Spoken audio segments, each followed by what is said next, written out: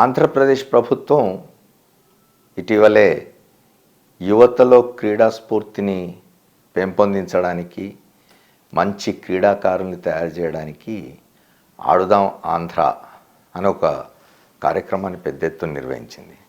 చాలా విజయవంతం కూడా అయింది ఆ కార్యక్రమం. ముఖ్యమంత్రి జగన్మోహన్ రెడ్డి చదువులకు ఎంత ప్రాధాన్యత ఇస్తారో అట్లానే ఆటలకు కూడా అంత ప్రాధాన్యత ఇవ్వాలి. అది మానసిక శారీరక ఆరోగ్యానికి చాలా అవసరమని నమ్మే వ్యక్తి కాబట్టి ఆడుదాం ఆంధ్ర అనే ఒక కార్యక్రమాన్ని ఆయన ప్రారంభించారు. కొద్ది రోజుల పాటు జరిగింది. చాలా మంచి ఆదరణ లభించింది దానికి. ఇంకోవైపు ఇంకొక ఆట కూడా నడుస్తున్నది. ఆంధ్రప్రదేశ్లోని ప్రతిపక్షాలతో కేంద్రంలోని బీజేపీ, అధికారంలో ఉన్న బీజేపీ ఆడుదాం ఆంధ్ర అన్నట్టుగా వివరిస్తుందని చెప్పుకుంటూ ఉన్నారు. ఇక్కడ ఆంధ్రప్రదేశ్లోని తెలుగుదేశం, జనసేన పార్టీలతో బీజేపీ ఒక ఆట ఆడుకుంటున్నట్టుగా కనిపిస్తున్నది.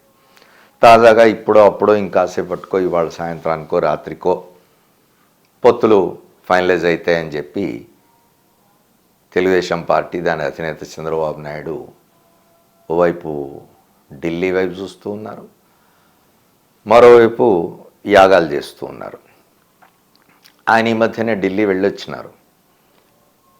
మామూలుగా అయితే ఆయన ఢిల్లీ వెళ్తున్నప్పుడు ఆయనను సమర్థించే మీడియా ఆహా ఓహో ఢిల్లీ నుంచి పిలిచారు, చంద్రబాబు లేకపోతే బీజేపీకి కష్టం ఆంధ్రాలో కాబట్టి అయ్యా మాతో కలు అని చెప్పి ప్రాధేయపడడానికి ఢిల్లీ పెద్దలు పిలిచారనే విధంగా బిల్డప్ ఇచ్చిన మీడియా చంద్రబాబు నాయుడు ఢిల్లీ వెళ్ళి తిరిగి వచ్చిన తర్వాత మళ్ళీ ఆ ఊసెత్తడం లేదు, మాట్లాడడం లేదు. ఆయనను సమర్థించే మీడియా మాట్లాడడం లేదు, ఆయన కూడా మాట్లాడడం లేదు. ఆయన మౌనం వెనుక రహస్యం ఏమిటి అనే చర్చ జరుగుతున్నది రాష్ట్రంలో. రెండవది, జనసేన అధ్యక్షుడు పవన్ కళ్యాణ్ పిలుస్తారు అని ప్రచారంలో పెట్టినారు. ఆయనను పిలిచినట్లేదు, ఆయన పోవడం లేదు, ఆయన ఏమీ మాట్లాడడం లేదు, ఆయన కిమ్మనకుండా ఉన్నారు. మూడవది, రాష్ట్రంలోని భారతీయ జనతా పార్టీ చెప్తున్నది పొత్తుల విషయం మా కేంద్రం తేలుస్తుంది, అయితే ఈలోగా మమ్మల్ని ఎన్నికలకు సన్నద్ధంగా అమ్మన్నారు, మేము 175 స్థానాల్లో కూడా మా కార్యక్రమాలు మేము చేస్తూ ఉన్నాం, ఎన్నికలకు సిద్ధం కావడానికి కోసం అవసరమైన పనులని మేము చేసుకుంటున్నాం అని చెప్పి బీజేపీ రాష్ట్ర నాయకత్వం ఉంటుంది. అయితే బీజేపీ రాష్ట్ర నాయకత్వం అయినా కేంద్ర నాయకత్వం అయినా జనసేన పవన్ కళ్యాణ్ మాతోటే ఉన్నాడు, ఎన్డీఏలో భాగస్వామి అని చెప్తున్నారు. ఆ మధ్య ఢిల్లీలో జరిగిన ఎన్డీఏ సమావేశానికి కూడా పవన్ కళ్యాణ్ పిలిచినారు. ఆయనకి ఏ రాష్ట్రంలో ఎక్కడ ఒక సీటు కూడా శాసనసభ కానీ, లోక్సభ కానీ, రాజ్యసభ కానీ లేనివాడు. అయినా సరే ఆయన ఎన్డీఏ భాగస్వామిని పిలుచుకున్నారు. మరి పవన్ కళ్యాణ్ పార్టీ జనసేన ఎన్డీఏలో భాగస్వామి అయితే రాష్ట్రంలో బీజేపీ ఒంటరిగా ఎందుకు తిరుగుతున్నది?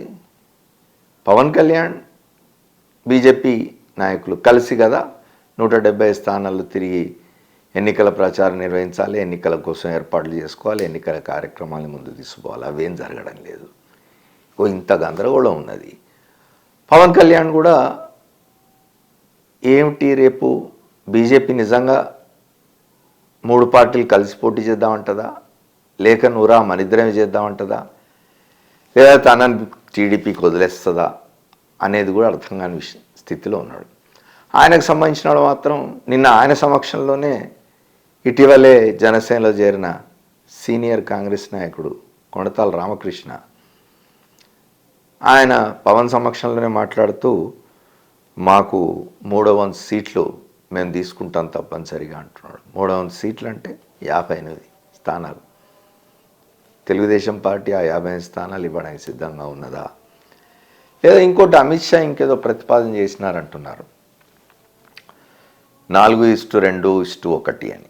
అంటే 4 తెలుగుదేశం, 2 బీజేపీ, 1 జనసేన. దాని ప్రకారం అయితే 100 స్థానాల్లో తెలుగుదేశం, 50 స్థానాల్లో బీజేపీ, 50 స్థానాల్లో జనసేన, 25 స్థానాల్లో బీజేపీ పోటీ చేసేట్టుగా. దీనికి మరి తెలుగుదేశం అంగీకరిస్తుందా? తెలుగుదేశం శ్రేణులు కానీ, పార్టీలో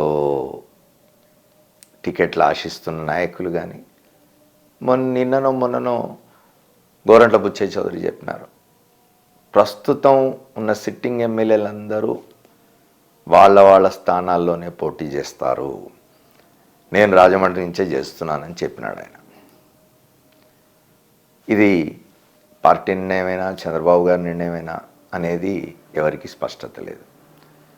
రేపు 75 స్థానాలు బీజేపీ జనసేనకి ఇచ్చి 100 స్థానాల్లోనే పోటీ చేయాల్సిన పరిస్థితి చంద్రబాబు నాయుడు ఎట్లా ఎదుర్కోబోతున్నారు.